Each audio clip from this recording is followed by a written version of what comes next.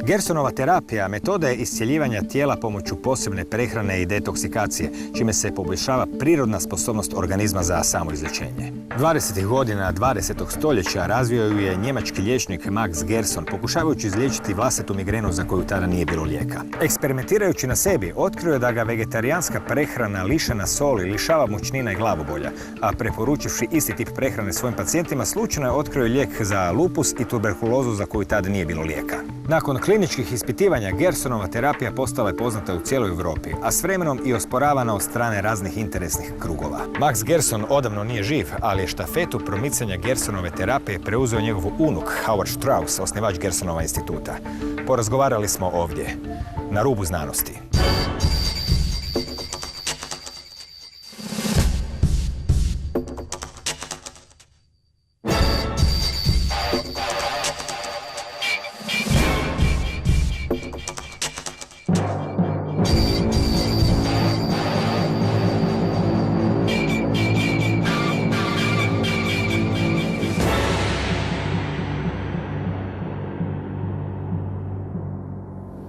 Dobro večer.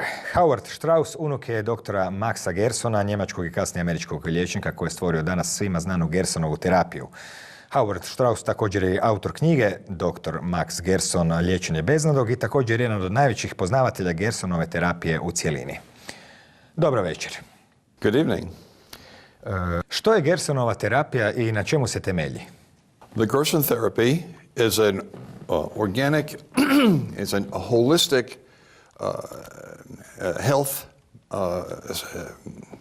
holistic health procedure that is based on nutrition and detoxification of the body and supplementation with chemicals and trace elements which should be part of the body to begin with, but are generally missing by the time somebody becomes ill. So you nourish the body to make up for the lack of nutrition, for the deficiency in nutrition. You detoxify the body to get rid of years and years of poisoning of the body. And then you add minerals that the body should have, but that are lacking in its normal nutrition. Vratit ćemo se kasnije na detalje Gersonove terapije. Tko je bio dr. Max Gerson i kako je došao do svojih otkrića? Dr. Gerson was born in Wongrowitz in Posen. At the time it was Germany. Today it is Wągrowiec in Poznan, which is now Poland. After World War I, of course, that part of Germany was given back to Poland.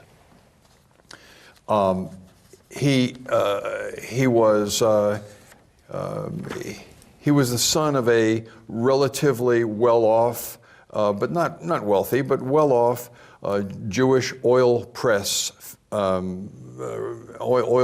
operator. His father operated a press for various different seeds, including flaxseed, and produced oil and then sold the pressed cake as cattle food. It was a relatively well-off Jewish family. And so his father and grandfather were very much involved in charity, in giving back to the community, and in taking in people who did not have very much resources. That's part of the duty of a Jewish family. He had a good education. The local school system was good. There was a certain amount of anti-Semitism involved, as any pre-war German school or organization could expect. But that was just part of the landscape, and you got used to it. However, when he was supposed to go off to after high school, go off to university, he had shown a very strong predilection for being brilliant in mathematics. His family looked around and saw that there were no really good positions for Jewish mathematicians in German cultural society. So no professors, no high-ranking mathematicians. They were all stuck at the gymnasium level being teachers, being instructors, and they had better ambitions for him than that. He had also shown an early attraction for healing. So whenever a friend of his would injure himself or in play, even at a fairly young age, whenever a friend of his would injure himself, Dr. Gerson, Max Gerson, would be the one to bind up the wound and make sure it was cleaned and taken care of. So they suggested, the family suggested that it would be better for him to study medicine because there's no ceiling, no glass ceiling for Jewish boys who studied medicine as there was with mathematics. And so they enrolled him in medical school in Germany, and he went through university and then medical school.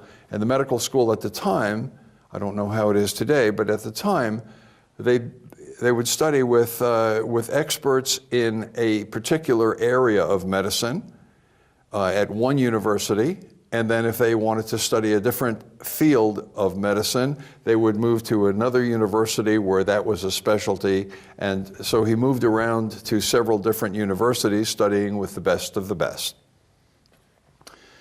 So far, he was being educated as a regular doctor, a regular MD, with drugs, with chemicals, with knowing how to treat people based on the common medical paradigm at the time, which was good because Germany at the time was at the peak of its science, medicine, biology, physics, mathematics. It was at the peak of its powers. This was before World War I. So he was getting a very good education. One thing, when he graduated from medical school and went to be an intern, one thing he was suffering from, however, and he had suffered from for a long time, was migraine headaches. He had terrible migraine headaches. He had such bad migraine headaches that he had to spend 3 days at a time in a completely darkened room, motionless, because he was in such pain from the headaches. Well, he figured, I'm in the center of medical knowledge. I should be able to find out how to solve this problem. And he went to all of his professors and all of his instructors and everybody who knew anything about physiology and nerve problems. And everybody said the same thing. We don't know anything about migraines. So he said, no, I'm sorry, I can't live with this for the rest of my life. If I can't find a solution, I'm going to jump out the window. So he took it upon himself to study everything he could find about migraines in any different language that he could find literature, and he, of course, was in the center of all medical literature collection libraries in the world. If he found something in a language he did not understand, he would have it translated into either German or Polish so that he could understand it. And he tried to learn as much as he could. It was very frustrating. There was no really good information for this incurable disease. But finally, in the 1700s, 18th century Italian medical text, he ran across one reference to a doctor who said that a change in nutrition, he had one patient who a change in nutrition sometimes influenced her migraine headaches. That's all it said. And he said, well, may as well try that, because nothing else had worked. There was no other ideas at all. And so he started developing an elimination diet, except the other way around. It's a gradual addition diet. So he started out with one thing in his diet. He started out with milk. He figured even babies, little babies can digest milk. And he started out with milk, and his migraines continued unabated. Had to rethink that one. He said, okay, that's not a good one. And then he looked around at the other primates and the other mammals, and he said, he thought to himself, look, no other mammal on the planet, after being weaned from the mother's breast, continues to eat or drink milk products. And there must be a reason for that. And so he looked around at the other mammals and other primates especially, and to see what their diet was, like monkeys and apes and other primates. And he said they mostly existed from vegetable sources, plants, leaves, fruits, and so forth. And so he tried for a week eating nothing but apples, and apple sauce, and baked apples, and mashed apples, and any apples in any form he could get. And it was rather of a boring diet, but for a week he had no migraines at all. And he said, aha, now I have the beginning of two different lists. Foods which cause me migraines, foods which do not cause me migraines. And over the course of a couple of years, he divided all of his inputs, all of his meals, all of his foods and drinks into into those which caused him migraines and those which did not cause him migraines. And then he had two lists, and as long as he stayed on that side of the list, on the no migraine food list, he would not have his migraines. Of course, he was ecstatic, and he existed like that for quite a while. He found that the only time he actually got a migraine then was if he cheated and hopped on the other side of the list. The story then jumps forward. He was surgeon during World War I in the German army. He worked in Poland at the Charité hospital for Otto Förster, who was the preeminent neurosurgeon at the time, and who was taking care of all the German nerve injuries from World War I. And so he got quite a bit of experience in nerve injuries. And then he went out into private practice after the war and settled in Bielefeld with his new wife. And in Bielefeld, he put out his shingle, nerve and internal diseases. And a certain number of the diseases were migraines. And he would then write out those two lists for his patients and say, eat these, don't eat these, and come back to me in a couple of weeks and tell me if your migraines have been helped. And in fact, he got excellent results that way. He got such good results that he eventually had those two lists printed up as tear sheets, and when the patient would come in saying, I have migraine headaches, he would just tear one of those sheets off and say, eat these, don't eat that, and come back in 2 weeks. And he got very good results for a while. Then one day, one of those migraine patients came back to him in a few weeks and said, your migraine diet also cleared up my skin tuberculosis of 25 years standing. And skin tuberculosis had been known for thousands of years as incurable. So Gerson said, no, I'm afraid some country bumpkin doctor has misinformed you. Because lupus is totally incurable, if you ever have it, you'll never get rid of it. And the guy said, I knew you'd say that. Here are my records from 25 years of the best sanatoria and experts in Europe saying that I had lupus. And Gerson got quite excited because he saw in front of him a patient who had lupus, but who was now scarring up, and the scars were healing quite nicely. And he said, do you know anyone else with that, with lupus? And of course, from his travels and from his many stays and experts and so forth, he knew lots of people with lupus. Pretty soon, Gerson had a thriving lupus systemic, I'm sorry, not systemic, but lupus vulgaris, which is skin tuberculosis, practice going. And he found that he had very good results with skin tuberculosis. What he also found, and this was accidental as well, what he also found was that when lupus vulgaris, skin tuberculosis would clear up, almost always the patient would have some other chronic degenerative disease as well.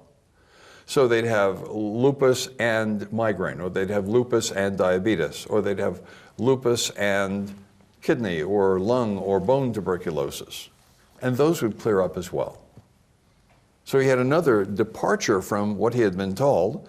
What he had been taught as medical practice was, for every disease there is a treatment, and for every treatment there is a disease.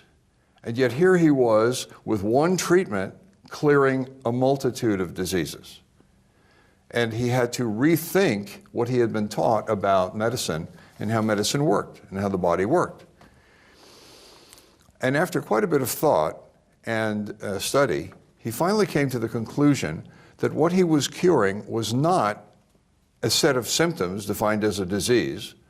What he was curing was the body's own healing mechanism. So the core of the body's health mechanism, which maintains homeostasis, was what he was actually approaching. So that was another major departure from what he was taught. And that's how the therapy started, and it continued to be developed from there. Zanimljiva je priča da je dobitnik Nobelove nagrade Albert Schweitzer imao pozitivnih iskustava s Gersonovom terapijom, toliko pozitivnih da ga je nazvao, eto, citiram, jednim od najeminentnijih medicinskih genija koji su kročili među nama. Inače, ta dvojba o uzroku bolesti ide u prošlost sve do Pastera, kojeg se inače smatra ocem teorije klica, koji je naravno smatrao da je jedna klica uzrok jedne bolesti. Manje je poznat njegov oponent Claude Bernard, koji je smatrao da je klica ništa, podloga je sve. Očito Gerson se našao na liniji Claudea Bernarda. Uzbuđen zbog svojih rezultata, Gerson je njih i objavljivao 30. godina i razglašivao na sva zvona. Što se zbivalo nakon što je 30-ih proširio svoje otkriće, kakve su bile pozitivne reakcije struke, kakve su bile negativne reakcije struke? It was an interesting response. When he started curing tuberculosis, you must remember that at the time tuberculosis was a major money-making disease for doctors. It was rampant throughout Europe, much as cancer is today. This was long before antibiotics, and antibiotics are fading as a solution anyway. But this was long before antibiotics. And so surgeons were making their money with tuberculosis, and drug companies were were making a lot of money with tuberculosis. So when he started curing it with diet, some people responded well. Some people responded very, very badly because he was destroying their business. As an example, you've seen all of the beautiful, huge hotels in places like Kitzbühel and the Matterhorn, all of these ski resorts, right? They didn't start out as ski resorts. They started out as tuberculosis sanatoria. Because the theory before Gerson was that the crowded conditions and the unsanitary conditions in cities where people were crowded together was causing tuberculosis, and that the rarefied, high, clean, pure air of the Alps would help. That was a widespread theory. When Gerson started curing people who lived down in the cities by changing their diet, all of the people discovered they didn't have to pay these outlandish, expensive sanatoria to get well. They could get well by simply changing their diet. So all of these expensive hotels, all of these expensive sanatoria had to change their business model and eventually became ski resorts. So whenever there's a disease, a big major disease like tuberculosis or cancer these days, you will see there is a large constituency making money off of those diseases and not happy to see those diseases cured or prevented, because then they'd have to find something useful to do with their time. Other doctors, like some of the top tuberculosis specialists at the time, Ferdinand Sauerbruch, for instance, the top thoracic surgeon in Europe for decades, was running a tuberculosis clinic in Munich and invited Gerson to do a clinical trial in Munich. He offered 450 terminal tuberculosis patients, and he said, if you can influence one of these cases, I'll believe everything you say. So he set up a clinical trial at Munich, at the tuberculosis ward in Munich, with 450 terminal tuberculosis patients. And after an initial trip that Sauerbruch had in keeping the patients eating properly, eventually 446 out of those 450, that's over 99%, recovered totally. 446 out of 450. This is from disease that Sauerbruch had said, if you can influence so much as one of these patients, I'll believe everything you have to say. So Gerson became an instantly recognized, world-recognized name for the treatment of tuberculosis, and he got to lecture in all the medical schools all over Europe. Doctor symposia, he went on the radio. His treatment eventually became the de facto standard for treating patients with immune system deficiencies in Germany and large parts of Europe. He published very widely. He had several dozen papers published in the finest medical journals of the time. And his writings were very much sought after and accepted, and other doctors confirmed his papers with papers of their own. And that's the standard of medical proof, is that, you know, other people try your experiment and in fact succeed in the same way that you say that they can succeed. So hundreds of papers, literally, were published in Europe about the Gerson therapy by Gerson and by many, many other medical scientists. So there was a mixed reaction. The people who were making a lot of money off tuberculosis saw Gerson as a huge threat, and the people who were suffering from tuberculosis were very much attracted to it, and some doctors who really wanted to solve the problem researched it and used it and were very impressed by it. So there was a very definite split in how people responded to it. Nakon svih dobro poznatih zbivanja vezanih uz Židove i nacističku Njemačku i seljenja iz zemlje u zemlju, konačno je Max Gerson došao u SAD.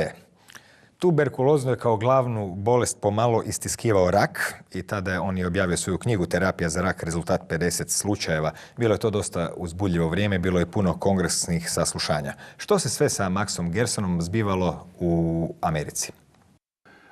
Actually, was outside of Bielefeld in 1928, and she asked him to come and treat her with his migraine diet because she had heard that it worked for tuberculosis, and she had been given up for dead by her conventional physicians with cancer of the midsection, and Gerson said he didn't want to approach it because he knew nothing about cancer, but she insisted.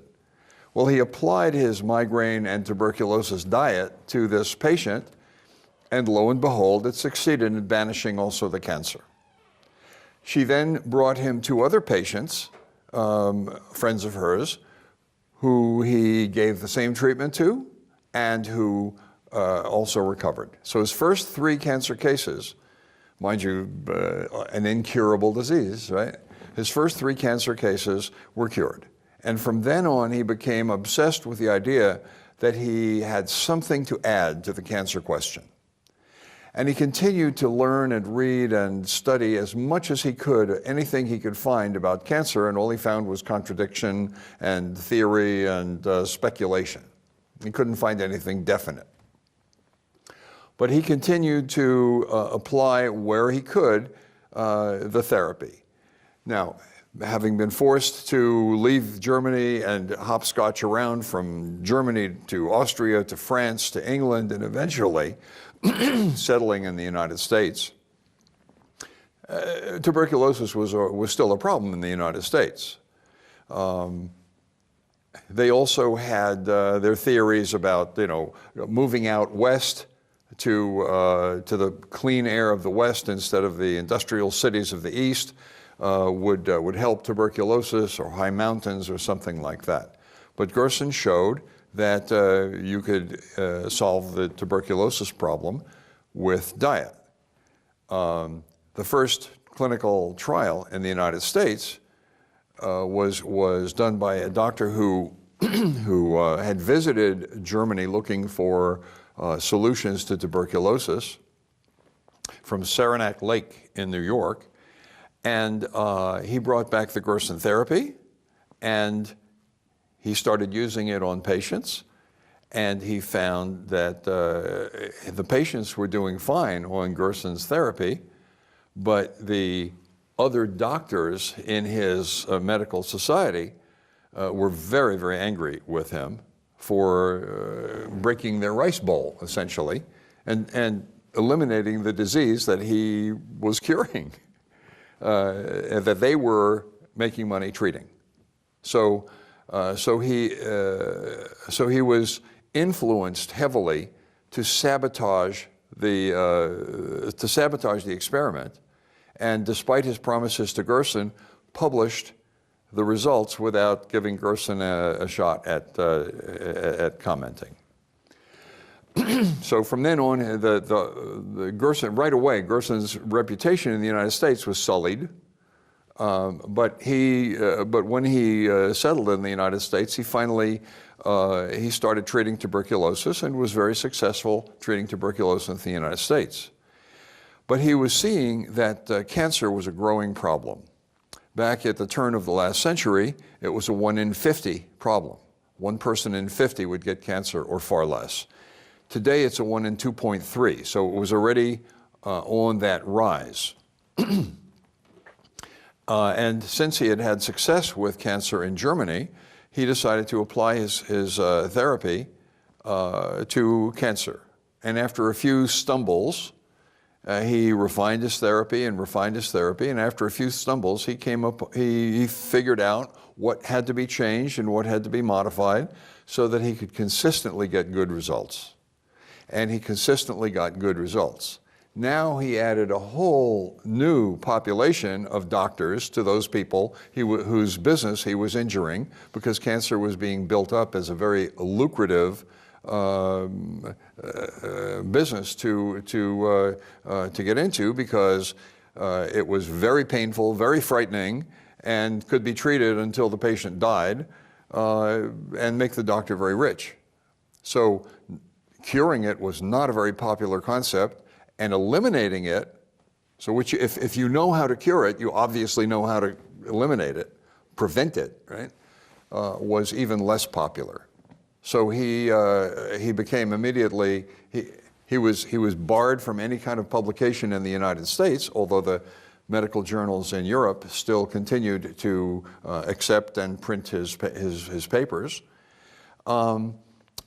But his name, even his name, is forbidden still in medical journals. You cannot find his name in medical journals today.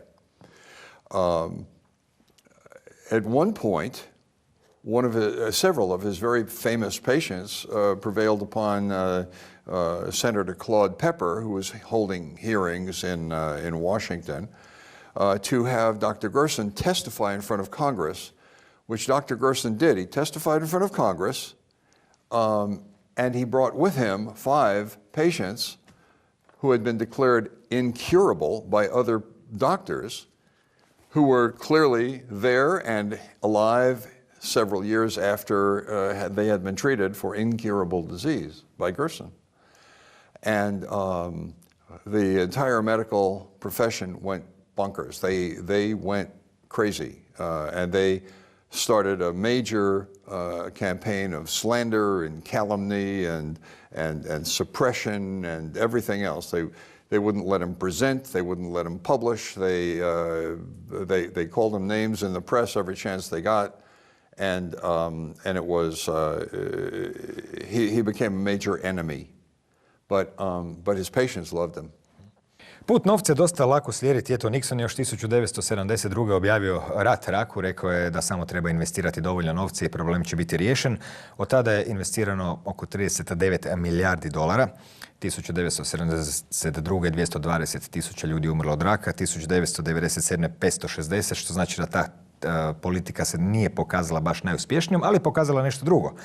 Pa možete nam možda vi iz svojih saznanja opisati te interesne odnose u Americi, kako funkcioniraju institucije poput FDA, odnosno administracije za lijekove i hranu, što je to sustav okretnih vrata, što je to pojam agency capture, odnosno na hrvatskom bi se moglo prevesti kao preuzimanje nacionalnih agencija. What happens is that the pharmaceutical companies who literally have a multi-trillion-dollar a year business, the pharmaceutical companies can perpetrate all the fraud they want, and all of the and they can tell all the lies they want, and they do, and they make sure that their top executives get jobs and positions at the Food and Drug Administration. It's not Federal Drug; it's Food and Drug Administration. The FDA. FDA stands for me. It stands for Fraud and Death Administration. So they can get their own executives into the top positions at the Food and Drug Administration, and the top executives then make decisions that are favorable to their former employers. And they serve several years a term at the Food and Drug Administration, and then they leave back for private industry, which is the firm that they left to come to the Food and Drug Administration. They then get rewarded massively. This is their payoff for having made these favorable decisions. They get rewarded massively for their decisions at the FDA. This is not just a matter of the FDA. It's the Food and Drug Administration, it's the U.S. Department of Agriculture, it's the Department of Transportation. As a matter of fact, it's every agency in the federal government has suffered what's called agency capture, is where executives from one of the companies they are supposed to be regulating become senior executives at the regulatory agency, make favorable decisions for their old employers, return to the employers and get richly rewarded. That's called the revolving door, and it leads to agency capture. So the agency acts as a governmental force to force people to do what is commercially advantageous to their former employers, okay? And the result is millions, billions, even trillions of dollars of benefit that go where they should not be going. That's agency capture. Od čega se zapravo sastoji Gersonova terapija? The Gerson therapy is based on first of all, on the understanding of Gerson that degenerative diseases, chronic degenerative diseases, which are by definition incurable, are caused by deficiency, nutritional deficiency, and toxicity. Nutritional deficiency is caused not necessarily by starvation, because nobody in the United States is starving. Everybody is so overfed, it's grotesque. But instead, it's the huge consumption of calories without nutritious value. So they eat and eat and eat and eat and get no nutrition. That will lead to nutritional deficiency or starvation of the life processes that you need to maintain your good health. So that's one of the problems. The other problem is that we add so much trash to our food. We add food chemicals, we add MSG and aspartame and food processing chemicals, flavorants, coloring agents, preservatives, and so forth, at the same time as we are removing the nutritious value. So we're ending up with dead, poisoned food sitting on our supermarket shelves that it looks and tastes like food, but it's not food. It doesn't nourish us. So we have to somehow reverse those two conditions. Well, when you're starving, how do you repair that problem? Well, you feed the patient food which you know to be nutritious, and that is organic vegetarian food. Food which is grown without artificial pesticides, without artificial fertilizers, and not processed, not with a lot of salt and food chemicals added. The toxic load that we carry in our liver that is added to the problem, so we have toxicity and nutritional deficiency. The toxic load that is generally collected by our liver, but is diffused throughout our body, has to be removed somehow. And to do this, we have a very, very powerful detoxification process called the coffee enema. And that's the most powerful detoxification we know of. If we knew of a better one, we'd use it. And so we want to avoid putting in more poisons. So you want anything that's been processed, anything that's been grown with artificial fertilizer, pesticide, and so forth. Like, for instance, one of the big controversies right now is that the most widely used herbicide on crops is called Roundup from Monsanto. The active ingredient, supposedly, is glyphosate. Glyphosate. Glyphosate has been declared by the World Health Organization as a class 2 carcinogen and has been banned in many countries. In the United States, we have officials from Monsanto now occupying the top positions at the at the U.S. Department of Agriculture, and approving more and more foods that can be sprayed with Roundup and increase our load of Roundup, of glyphosate in our bodies.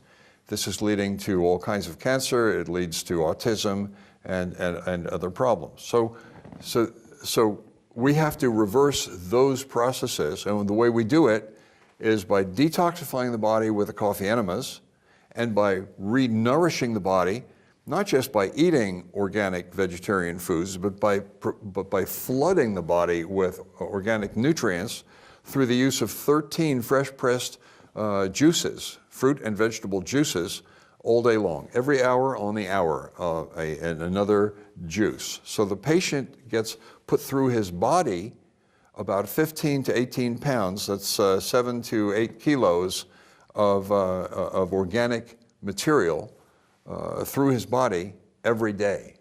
That's a lot. The only way he could really do that would be with juices. In addition, we are lacking trace minerals that should be in our food, but that have been lost due to our agricultural methods and food processing methods and so forth. And so we supplement with chemicals that should be in the body, like potassium and iodine and so forth, that aren't in the body. So when we add those back in, the trace minerals that are necessary for good health are restored. So when you restore the nutrition, and when you drain off and flush out the toxins, and then give the body the trace minerals it needs, it responds with a power and speed that is amazing to watch. Glavni institut za Gersonovu terapiju danas se nalazi u Meksiku. Gdje se još nalaze instituti i klinike koje se bave Gersonovom terapijom? No, the Gerson Institute is in San Diego, California. There are 2 clinics where patients can be treated in the world.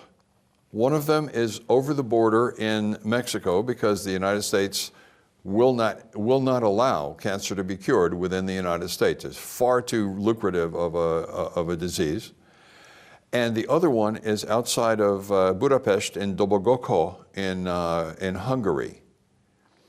And they provide the full Gerson therapy, the certified, authentic Gerson therapy, to patients who stay there for, on average, about 3 weeks, and then go home and do the therapy themselves for the next 1.5 or 2 years. Zadnjih godina Gersonova terapija dobro je primljena kod nekih japanskih onkologa. Što se na tom planu zbiva u toj svima nama dalekoj zemlji? Well, the first of these of the 2 doctors is a medical school professor named Yoshihiko Hoshino, who was diagnosed with colon cancer that had spread to his liver and pancreas. And usually that means that he is a dead man. Pancreas cancer does not respond to chemotherapy at all. And liver cancer, once it's in the liver, they tell you even God can't save you. So he opted away from conventional treatment because he knew that.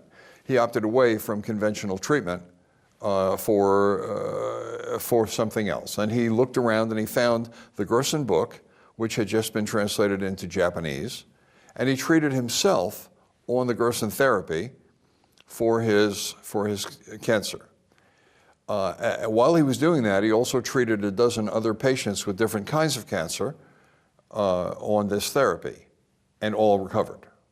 So he was very, very impressed with this, and he wrote a book about it in Japanese. We don't have access to it in English, so we can't tell you what it says. But he wrote a book about it that has sold very widely. And he also had a friend, also a medical school professor, but also an oncological surgeon in Tokyo, who he suggested try the therapy as well. And this friend tried the therapy as well on some of his patients, and he was very impressed with its results as well, because he was getting good results.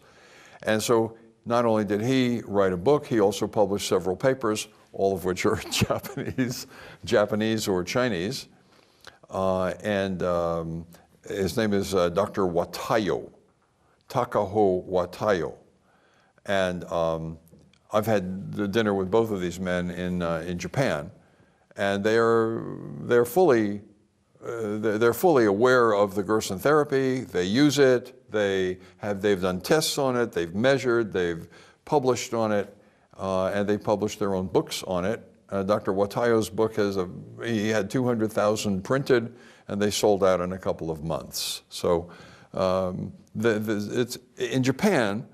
Word of mouth spreads very rapidly because everything is so tightly packed together that people talk a lot. And so it's very well known in Japan. I've lectured over there for a dozen years. Jeste li vi osobno imali neugodna iskustva kao posljedicu promocije Gersonove terapije? Anybody who gets close to it will have some experience with it. Anybody who gets close to doing, advocating Gerson therapy, writing about it, lecturing about it, anything else, will be attacked, and of course I am all the time. I opened a clinic in Sedona, Arizona, and the medical association set their dirty tricks department on us and did everything they could to put us out of business. And eventually we couldn't stand the onslaught. I run a publishing company, and we are constantly our computers are being hacked, our files stolen, our emails interfered with. It's just part of it's like my mother and my grandfather in Nazi Germany. It's just part of the landscape. You have to expect that when you're on the wrong side of the paradigm or the powers that be. Postoje određene sličnosti i veze između okolnosti u kojima je vaš djed došao do svojih otkrića, 30 godina u Njemačkoj, i današnjih interesnih lobija, pa naravno i jednog od glavnih, a to je farmaceutski. Neka važna imena američke ekonomije i politike stalno zapravo iskaču. The Rockefeller Foundation for Medical Research has been researching and studying eugenics for over 100 years. Eugenics is the science of culling populations and in order to eliminate undesirable genetic traits, such as he doesn't look like me. Okay, that's an undesirable trait in some places in the United States, many places in the United States. So there's quite a bit of racism and prejudice that goes on. The Rockefellers certainly had their share of it, and they had an overlay of that was that they thought that there were far too many human beings on the planet, and the planet could get along with a lot fewer human beings, and the natural resources would last much longer. So they started studying eugenics and population control about 100 years ago. To that end, they had a Nobel laureate named Alexis Carrel working in their laboratories. He's a brilliant geneticist. He was also the world's leading theorist on eugenics, or population culling. And a lot of what he and the Rockefeller Foundation developed is now coming to fruition today. At one point, Rockefeller was a big Adolf Hitler fan. At one point, the Rockefeller Foundation sent over some experts in eugenics over to Germany to help Hitler set up his extermination camps. Hitler's long gone. The Rockefellers are still here. So there was that connection. And then the second connection between Gerson and that whole effort, the Holocaust, in addition to Hitler having eliminated most of his family and most of my mother's family as well, was that Adolf Hitler, a little known fact, it's well known that Hitler was a non-smoking vegetarian.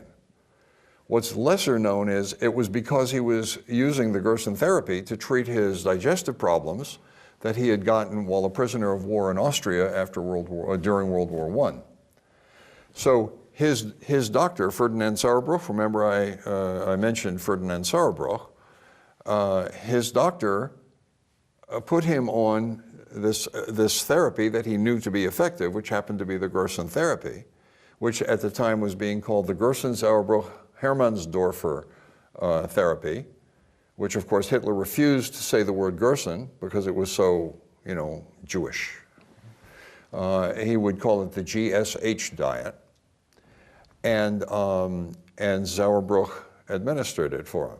And Dr. Gerson, when he found this out, didn't know whether to be proud or disgusted by the whole thing, and eventually stopped thinking about it. But that was while he was exterminating our family, of course. Hitler was on the Gerson therapy. I naravno teško je ne uvidjeti da je upravo farmaceutska industrija koja i danas ima tako jaki utjecaj svoj rast imala baš 30. godina 20. stoljeća kako u SAD-u tako i u Njemačkoj, gdje je praktički bila i ekonomski motor, a čak i ratni motor Trećeg rajha.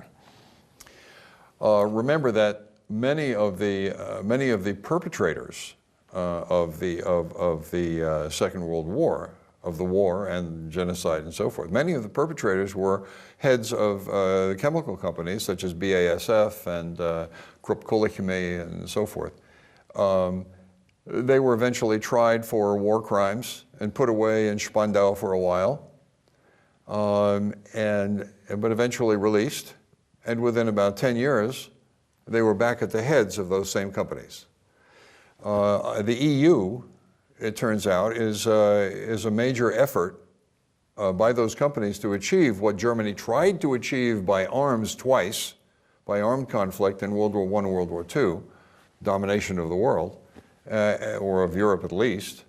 And they decided to do it instead this time by economic and political means, making the EU one big government. So they had a single point of contact and a single point of pressure for their political initiatives. So yeah, it's definitely an effort and an outgrowth of the industrialists who supported Hitler and the Holocaust. Gospodine Strauss, hvala vam na vašem vremenu. Želim vam sretan put gdje god putujete i laku noć i doviđenja. Thank you very much. I appreciate your having me on.